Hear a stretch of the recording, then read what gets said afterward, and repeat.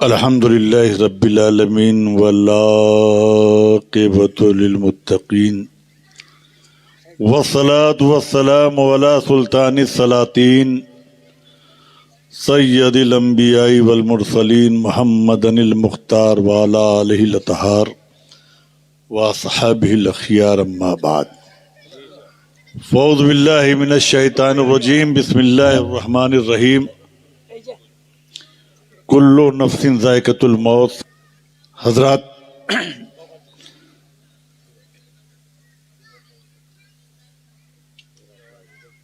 اپنے فن کا اظہار جناب نقیب بڑی دیر سے کر رہے تھے۔ میں نے سوچا کہ وہ اپنے الفاظ و القابات جو ان کے ذہن نشیں ہیں وہ کسی محترم اور مقدس شخصیت کے لیے کریں۔ میں تو دیوانہ ٹھہرا۔ آپ نے مجھ سے پہلے میرے بچے مامون سے حضرت مخدوم سلطان سید اشرف جہانگیر کی بارگاہ بے نیاز میں منقبت کے اشعار سماعت فرما رہے تھے، اور اس کے بعد ہندوستان کا وہ اپنا منفرد لب و لہجے کا شاعر جہاں فکر انگڑائیاں لیتی ہیں، جہاں تصورات و تخیلات میں پاکیزگی ہے، پڑھنے کے انداز میں ادب ہے، اور آپ کی سماعتوں تک پہنچانے کی صلاحیت ہے، جسے لوگ شکیل عارفی کے نام سے جانتے ہیں۔ آج یہ مجلس چہلم ہے جو جشن عید میلاد النبی صلی اللہ تعالی علیہ وسلم کی شکل میں منعقد ہے، اور اگر آپ حضرات کو طویل گفتگو کرنا ہے تو میں مائک چھوڑ دوں۔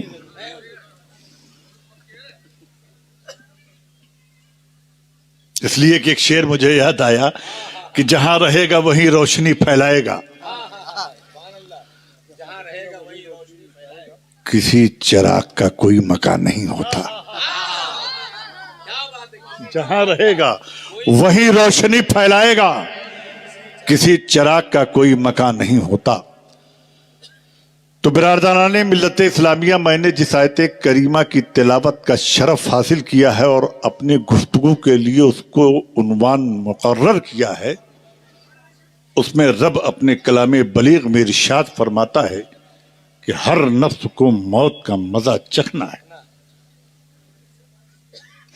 اس سے پہلے کہ میں اس پر اپنے گفتگو کا آغاز کروں، آئیے بارگاہ رسالت پناہی میں بڑی مستی کے ساتھ، ایک کیف کے ساتھ، ایک سرور کے ساتھ درود پاک کر نذرانہ پیش کریے۔ اللہم صلی علی سیدنا مولانا محمد کما تحب وترضى ان تصلوا علیہ صلاۃ سلام علیک یا رسول اللہ۔ علماء کرام بیٹھے ہیں، معزز علماء کرام۔ شاعر کے تخیلات میں ایک انگڑائی ہوتی ہے کہ ایک شعر مجھے یاد آیا کہ قبر سے نکلے تھک کے فرشتے، پوچھ نہ پائے ایک سوال۔ قبر سے نکلے تھک کے فرشتے، پوچھ نہ پائے ایک سوال، لیتا رہا میں نام محمد، کہتے رہے وہ صلی اللہ۔ یہ عالم خیال کی بات ہے، یہ عالم خیال کی بات ہے۔ ہر نفس کو موت کا مزہ چکھنا ہے، مرنا نہیں ہے، چکھنا ہے۔ اور چکھنے کا مطلب کھانا نہیں ہوتا۔ آپ نے دال چکھی، نمک ہے کہ کم ہے کہ بیسی ہے اچھے، یہی تو چکھنا۔ آپ نے گوشت بنایا، اس میں ٹیسٹ کیا کہ کیا کیا کمی ہے، تو وہ کیا ہوا؟ چکھنا. اور جب آپ نے بھر پیٹ کھا لیا تو ہو گیا پیٹ بھر کے کھانا. قرآن کہتا ہے کلو نفس ذائقۃ الموت. ذائقہ، ذائقہ چکھنا، یعنی بات بڑی خوبصورت ہے، اس کو سمجھنے کی ضرورت ہے. ہر جاندار کو جو اس روئے زمین پر جنم لے رہی ہے یا لے گی یا لے چکی ہے، اسے موت کا مزہ چکھنا ہے. جیسے کہ آج ہمارے بیچ ہمارے عزیز حفیظ ان کے والد عبدالباری اشرفی مرحوم اور ہمارے ایک چہیتے حاجی جارو نہیں ہے، انہوں نے موت کا مزہ چکھ لیا. اب وہ کسی اور دنیا میں ہماری نظروں سے اوجھل ہو گئے. لیکن عزیزان ملت اسلامیہ،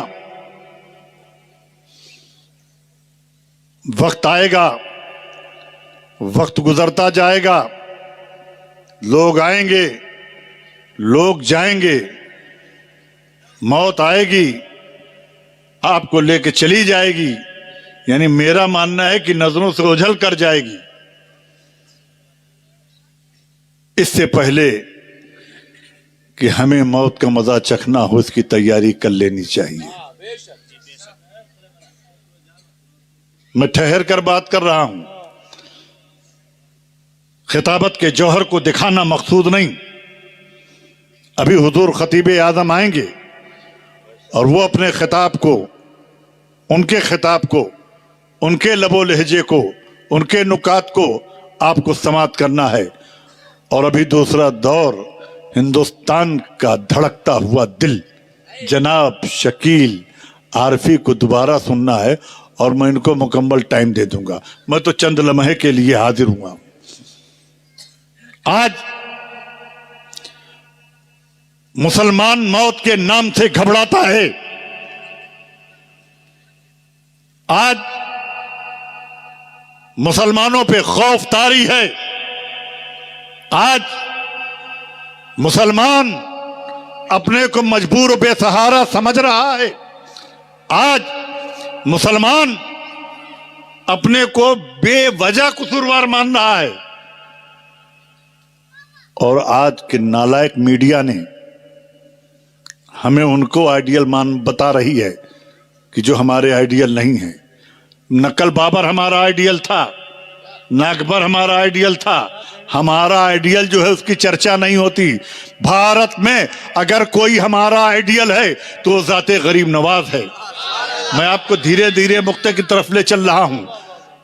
ہم بابر نہیں تھا، لیکن ڈیبیٹ میں کچھ ملا پہنچ جاتے ہیں داڑھی رکھا کر. اب کیا، میں نے تو سنا ہے کہ کچھ پیسہ پاتے ہیں اس کے لیے.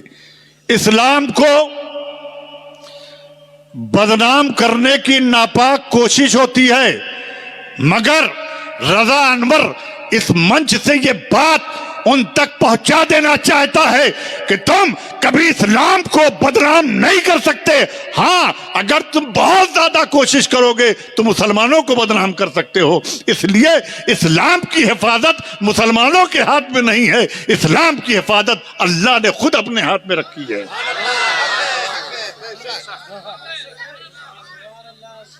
کون ہے؟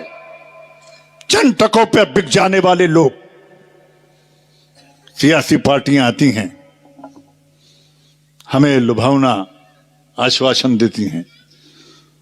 ہم نے تو ایک میٹنگ میں کہا تھا لکھنؤ میں کہ تمہاری درینہ تمنا ہے کہ مسلمان ووٹ نہ دیں، نکال دو مسلمانوں کو ووٹ سے. کسی مسلمان کو ودھائک بننے کی ضرورت نہیں ہے، کسی مسلمان کو ایم پی بننے کی ضرورت نہیں. اگر یہ میری رائے مان لی جاتی یا مان لی جائے، بس مجھے یہ چاہیے کہ مسلمانوں کے ساتھ انصاف ہو. ایک ایم ایل اے بنا کے کیا فائدہ، ایک مسلمان ایم پی بنا کے کیا فائدہ، وہ بھی جا کے پیچھے ڈگ ڈگ کی تالی بجاتا ہے. آپ کی قیادت نہیں تو آپ گھبرائیں گے نہیں، آپ کا رہبر نہیں. آپ رہبر سے محروم، آپ قیادت سے محروم، آپ کی بات بولنے والے کو ڈال دیا جاتا ہے، اور لوگ ہم پر حملہ ور ہیں، اور ہم اپنی تیاری نہیں کر رہے ہیں۔ ہماری تیاری کچھ اور نہیں، ہماری تیاری صرف اتنی ہے کہ جب ظلم انگڑائی لے تو تم اپنے رب کے قریب آ جاؤ۔ جس دن تم رب کے قریب ہو جاؤ گے تو دشواریاں تمہاری دہلیز سے بھاگتی ہوئی نظر آئیں گی۔ تم آج پھٹکے ہوئے ہو، چلے آتے ہیں، پرچہ ہوا، پرچہ کچھ لکھا نہیں، رکھ کے آ گئے، پیر صاحب دعا کر دیجئے۔ کیوں بھائی؟ آج میرا امتحان تھا۔ کیا ہوا؟ ہم نے حضور کچھ لکھا نہیں لیکن پاس ہو جائیں۔ اللہ کہتا ہے کہ حرکت میں برکت ہے۔ ہم نے احکام مصطفی کو چھوڑ دیا، خدا کے دین کو چھوڑ رکھا ہے، اور یہ کہتے ہیں کہ صاحب مسلمانوں پہ ظلم ہو رہا ہے، تو اس ظلم کرنے کا ذمہ دار کوئی اور نہیں، تم خود ہی ہو جو تم پر ظلم ہو رہا ہے۔ عزیزان ملت اسلامیہ، یہ کڑوی بات ہے، ہماری ماں بہنیں بھی سن رہی ہیں۔ شاعر اپنے اشعار کے ذریعے آپ کی اصلاح چاہتا ہے، نقیب اپنی نقابت کے ذریعے آپ کی اصلاح چاہتا ہے، خطیب اپنی خطابت کے ذریعے آپ کی اصلاح چاہتا ہے، لیکن ہم 1 گھنٹے کے اندر آپ کو دین نہیں سمجھا سکتے۔ آپ کو خود پڑھنا ہوگا، خود سمجھنا ہوگا۔ ہم صرف راستہ بتا سکتے ہیں۔ کیوں جاتے ہو نیتاؤں کے دربار میں بھیک مانگنے؟ یہ ودھائک مجھ سے خوش ہو جائے، وہ ایم ایل اے مجھ سے خوش ہو جائے۔ آؤ، مجھ کو مانتے ہو، میری زندگی دیکھو، میرے قدموں میں ودھائک پڑے رہتے ہیں، اور جس کو ازمانا لکھنؤ میں آ کے دیکھ لے۔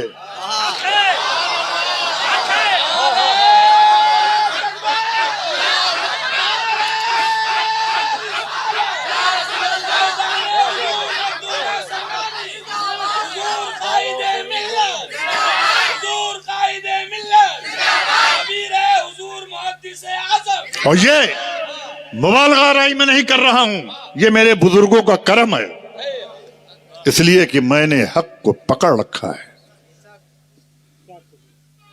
آج ہم ووٹ اس لیے دے رہے ہیں کہ بھاجپا آ جائے گی، اس لیے اس کو ووٹ دے دو۔ اس سے باہر آؤ، اللہ کی رسی کو پکڑو۔ کون آتا ہے کون جاتا ہے جانے دو، آنے دو۔ ہم کس لیے بنائے گئے ہیں؟ ہمیں دنیا میں کس مسلمان بنا کر جو بھیجا گیا ہے، وہ اس لیے نہیں کہ ہم فلاں کو ووٹ دیں گے وہ ہماری حفاظت کرے گا۔ ایسا ایمان رکھتے ہو؟ ہماری حفاظت اللہ کرے گا۔ یہ نیتا کیا کریں گے؟ جو خود اپنی حفاظت کے محتاج ہوں، جو گارڈ اور گنر لے کے چلنے والے ہوں، وہ ہماری قوم کی حفاظت کریں گے؟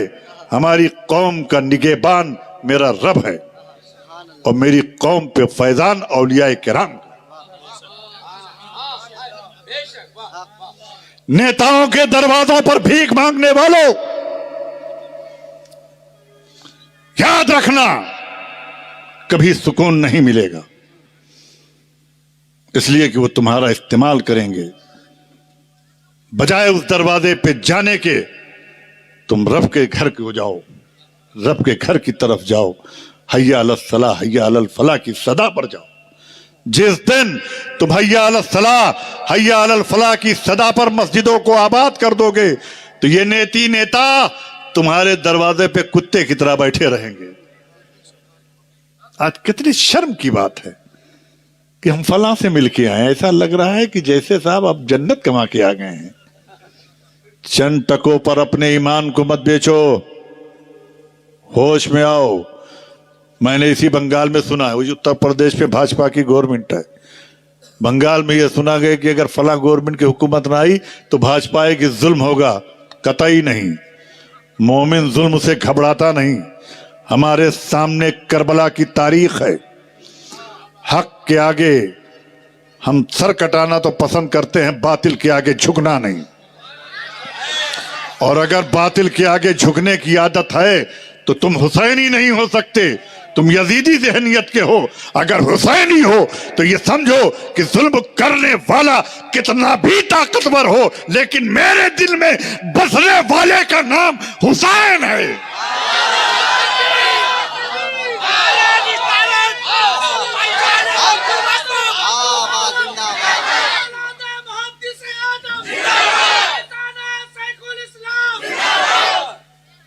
اور میری عظیم کتاب، لاسانی کتاب، لاجواب کتاب، بے مثل کتاب، اس کا فیصلہ ہے ہر نفس کو موت کا مزہ چکھنا ہے۔ تم موت سے گھبراتے ہو؟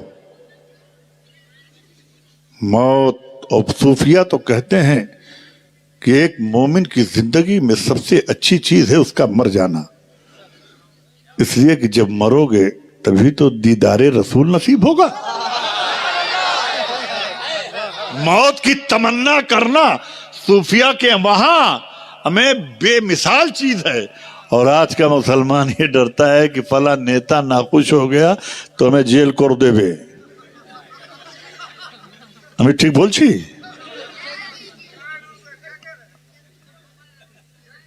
اللہ سے ڈرو جس نے کائنات کو پیدا کیا ہے، جس کے اشارے کنائے پہ کائنات چلتی ہے، اس سے کیا ڈرنا جو خود مر جائے گا؟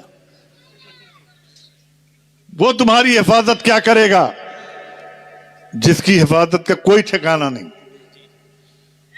اور جہاں تم محافظ، جہاں تمہاری حفاظت ہو سکتی ہے، اس دہلیز کو تم نے چھوڑ رکھا ہے۔ آج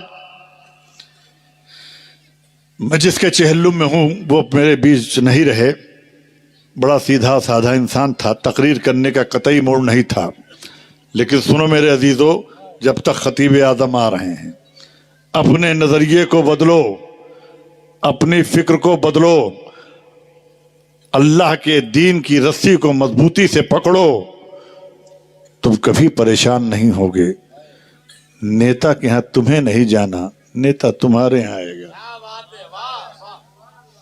علماء کرام ہیں، میں نے بنگال کی دہلیز پر یہ سنا، شاید بہت سارے علماء کرام میری اس بات سے متفق نہ ہوں کہ انہیں امام بھتہ ملتا ہے، ہمیں اس سے اعتراض نہیں، ملنا چاہیے، لیکن بنگال کے حکمرانوں کو یہ بھی سوچنا چاہیے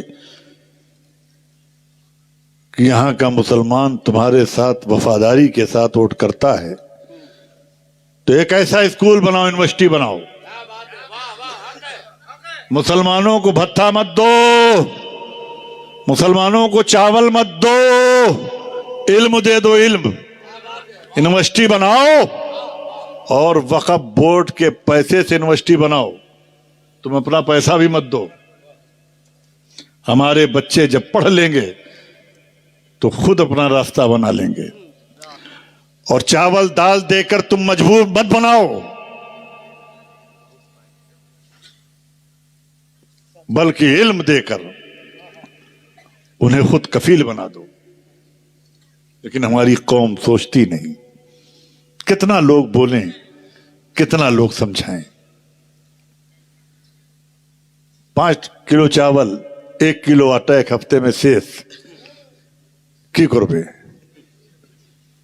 تارپورے تسبیح پڑھبے نا،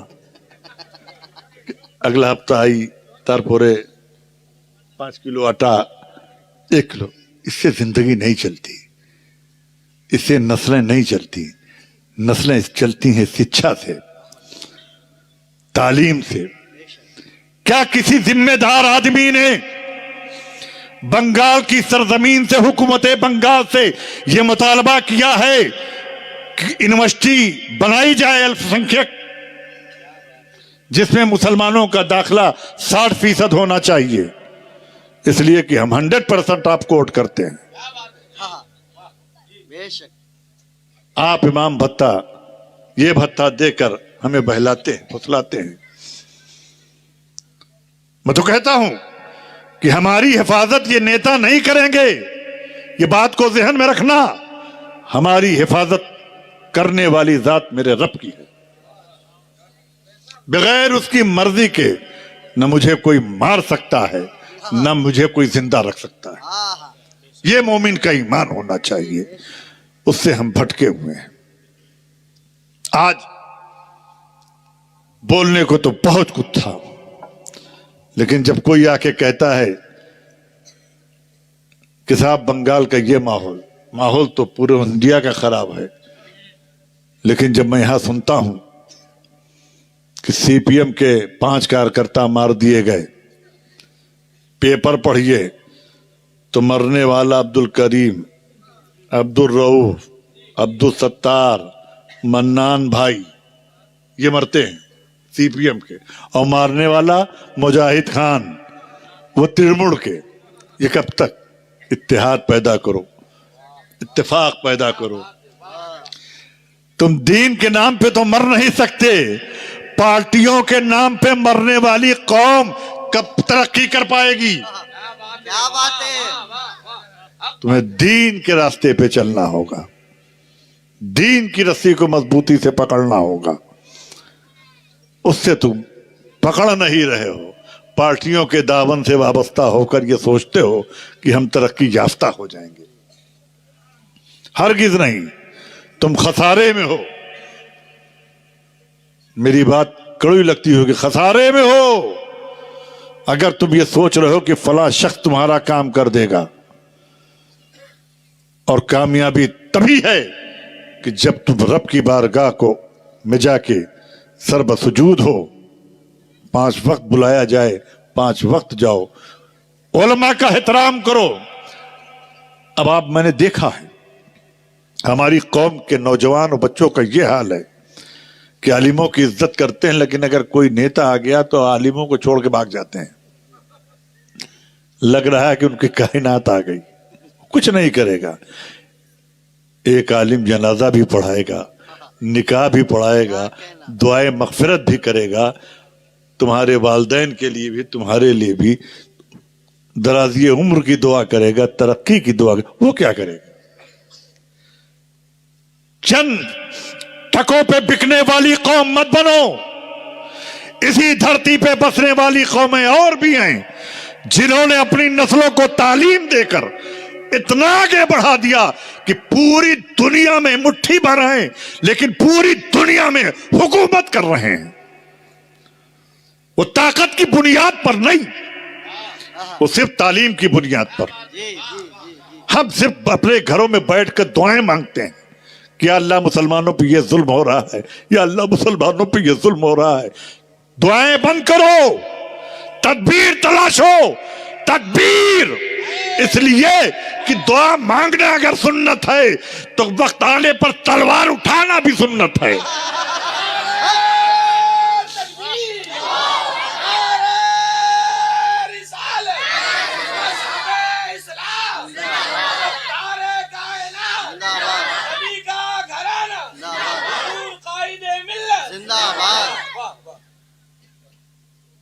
اور حق کے لیے ٹکرا جانا یہ شان مومنانہ ہے۔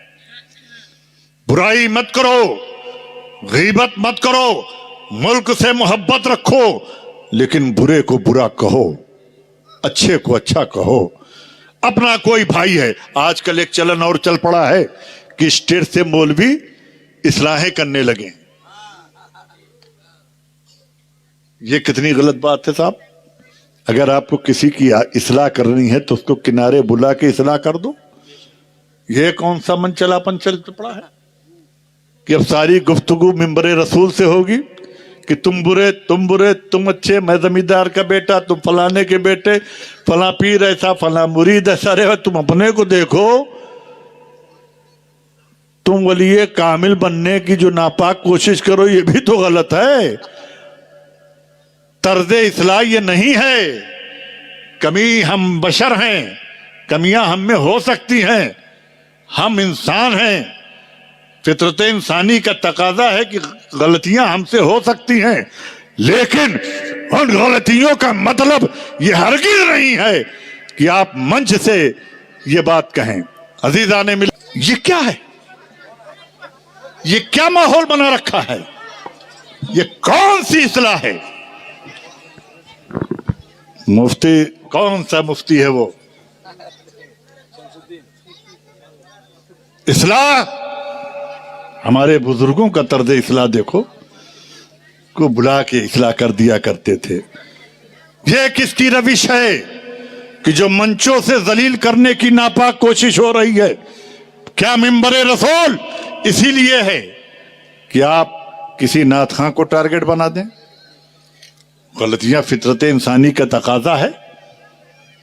اب پیروں کو ٹارگٹ بنایا جا رہا، وہ بھی مقید نہیں کیا جا رہا ہے، قید لگائیے فلاں پیر، اور جس پیر نے آپ کو ستایا ہے اس کا نام لیجئے،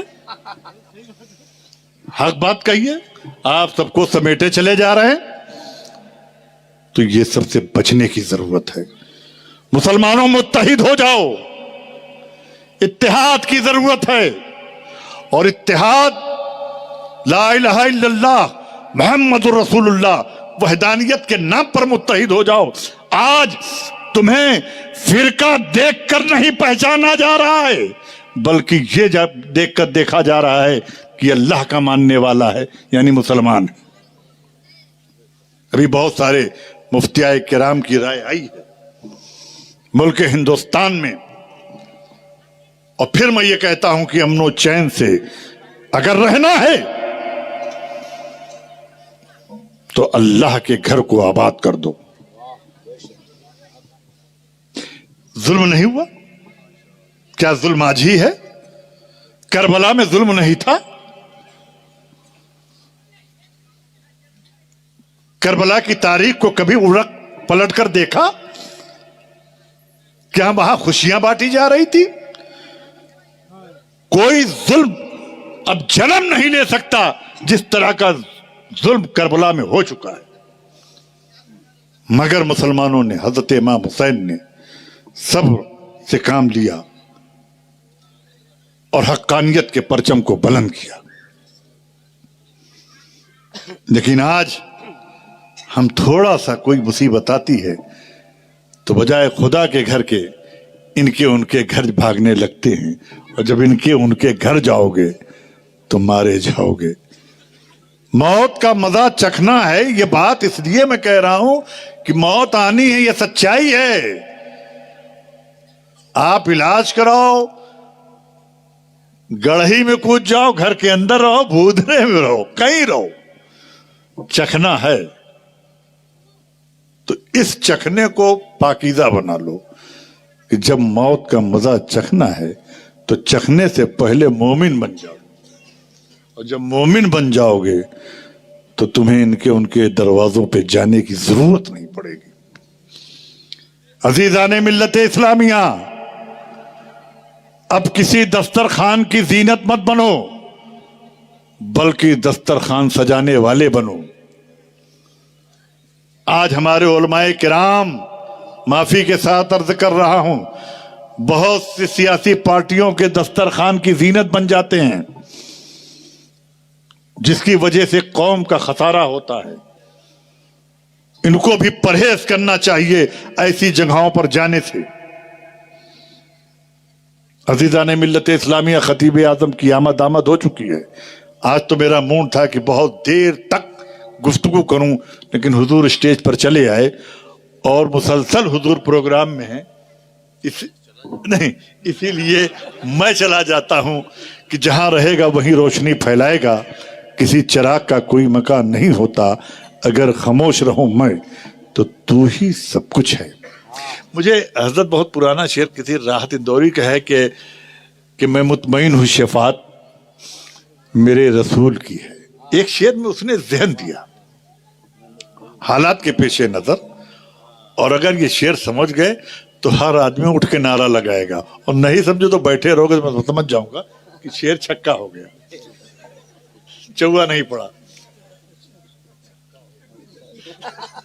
چوا نہیں پڑا جو فلم کہ میں مطمئن ہوں شفاعت میرے رسول کی ہے۔ علماء کرام کہ میں مطمئن ہوں شفاعت اچھا ایک چیز کہ اپنے عمل کی قبولیت ہے یا نہیں ہم نہیں جانتے. ہمارا کام ڈیوٹی کرنا، نماز پڑھنا، لیکن نماز ہم پڑھیں گے انشاءاللہ پابندی سے، لیکن وہ قبول ہے یا نہیں یہ صرف رب جانتا ہے. ہمارے سجدے قبول ہو رہے ہیں، ہماری عبادتیں قبول ہو رہی ہیں، یہ تو صرف اللہ جانتا ہے نا. ہم کرتے رہیں گے، یہ ہماری ڈیوٹی، ہم کرتے رہیں گے.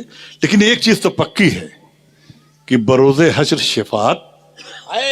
واہ میرے رسول. تو اب میں کہہ دوں کہ اپنے عمل کی بنیاد پر میں نہیں تراتا، رسول کی شفاعت پر مجھے ناز ہے. کیا بات ہے. واہ واہ واہ واہ. مجھے اپنے عمل کی بنیاد پر جنت ملے گی نہیں ملے گی یہ خدا جانتا ہے، لیکن میرا یہ یقین یہ ہے کہ میرے رسول کی شفاعت ہمیں ضرور نصیب ہوگی،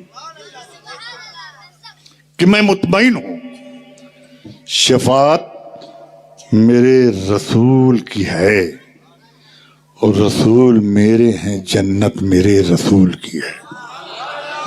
جو شعر میں پڑھنا چاہ رہا ہوں اور دور حاضر کا شعر حضرت کے کرتا ہوں کہ میں مطمئن ہوں شفاعت میرے رسول کی ہے اور رسول میرے ہیں، جنت میرے رسول کی ہے.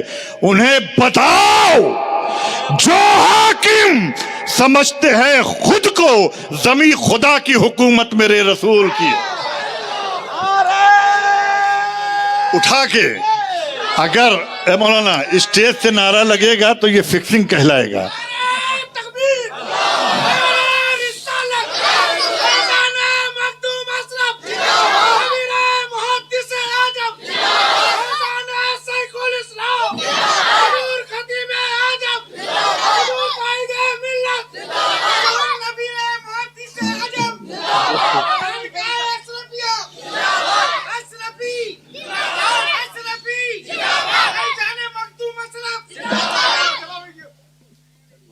عزیزان ملت اسلامیہ، میں اپنے اس گفتگو کے آخری پڑاؤ میں ہوں اور یہ کہتا ہوا آپ سے رخصت ہو رہا ہوں کہ تم دین کو مضبوطی سے پکڑ لو.